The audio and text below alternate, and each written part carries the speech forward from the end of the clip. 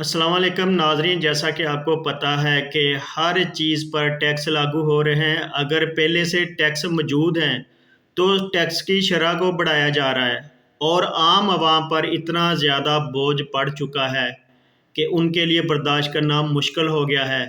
महंगाई में दिन ब दिन इजाफ़ा हो रहा है। हालांकि आलमी मार्केट में जो पेट्रोल की कीमतें हैं वो नीचे आ रही हैं, लेकिन पाकिस्तान में वही कीमतें बरकरार हैं। तो इसलिए गरीब ब दिन बोझ बढ़ता जा रहा है और गरीब की जो ज़िंदगी है वो काफ़ी मुश्किल होती जा रही है। तो पंजाब ने सेल टैक्स की शरह में भी इजाफ़ा कर दिया। पहले सेल टैक्स की जो शरह थी वो 5% थी, लेकिन अब 3% इसको बढ़ा दिया गया है, तो अब 8% कर दी गई है। तो ये किन चीज़ों पर लागू होगा और कैसे बढ़ाई, मैं इसको आपको इसकी तफसील बताता हूँ। पंजाब में रेस्टोरेंट्स और सर्विस सेक्टर पर सेल टैक्स बढ़ा दिया गया। पंजाब रेवेन्यू अथॉरिटी ने रेस्टोरेंट, कैफ़े, शादी हॉल्स और दीगर सर्विसेज पर सेल टैक्स 5% से बढ़ाकर 8% कर दिया। नई शरह का इतलाक फौरी तौर पर किया जाएगा। देखिए, जब किसी चीज़ की कीमत बढ़ानी हो, चाहे टैक्स की सूरत में कोई चीज़ की कीमत बढ़ानी हो, तो फ़ौरन इतलाक किया जाता है। अगर किसी चीज़ की कीमत में कमी की जाए तो वो 12 घंटे बाद उसका इतलाक किया जाता है या 2 दिन बाद किया जाता है। जैसा कि पेट्रोल की कीमत बढ़ी थी, उसका इतलाक फ़ौरन कर दिया गया था। अगर पेट्रोल की कीमत ₹200 थी, 200 से 30 बढ़कर 230 होगी, तो उसका इतलाक फ़ौरी तौर पर किया गया। अगर पेट्रोल की कीमत कम की जाती है तो उसका इतलाक 12 बजे होता है या 1 दिन के बाद किया जाता है। ये सरासर अवाम के साथ नाइंसाफ़ी है।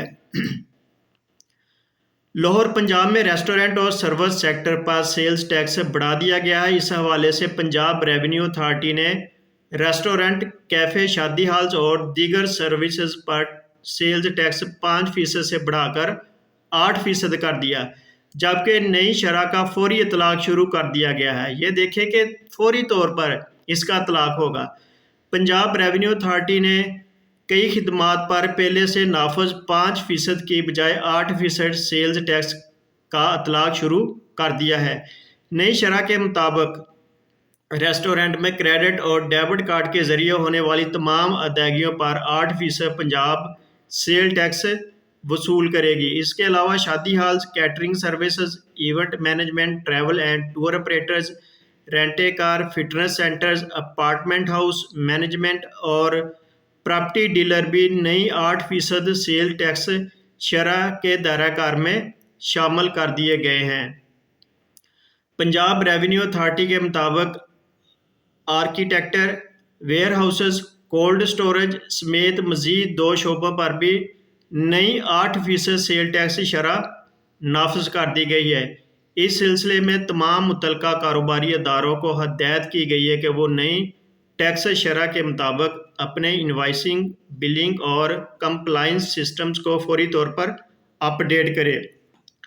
यानी कि शरह 5 से 8% कर दी, इसका इतलाक फौरी तौर पर कर दिया और आगे आगाह भी कर दिया कि जो आपकी इनवाइसेस है उनको भी अपडेट कर लो। अगर आप किसी भी कस्टमर से 5% टैक्स वसूल करते हैं तो अब फ़ौरन आप भी 8% टैक्स वसूल करें। आप खुद ही अंदाज़ा लगा लें कि अगर सेल टैक्स की शरह बढ़ जाएगी, पहले आप सेल टैक्स 5% अदा करते थे, लेकिन अब आपको 8% अदा करना पड़ेगा। तो इससे क्या होगा, महंगाई में इजाफ़ा हो जाएगा, तो हर चीज़ महंगी होना शुरू हो जाएगी। अथॉरिटी के मुताबिक नए शरह के नफाज के बाद मुतलका कारोबारी अदारे सार्फिन से 8% पंजाब सेल टैक्स वसूल करेंगे।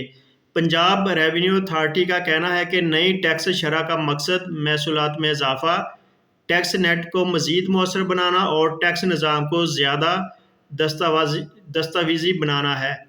वही बात आ गई है कि बोझ डालना है वहाँ पर जिस तरह मर्जी डाला जाए, चाहे पेट्रोल की सूरत में, चाहे टैक्स की सूरत में। अवाम दिन ब दिन बोझ के तले दबी हुई है, क्योंकि अब अवाम के पास इतने पैसे नहीं हैं कि वो 2 वक्त का खाना आसानी से खा सकें। तो महंगाई की जो शरह है वो दिन ब दिन बढ़ रही है।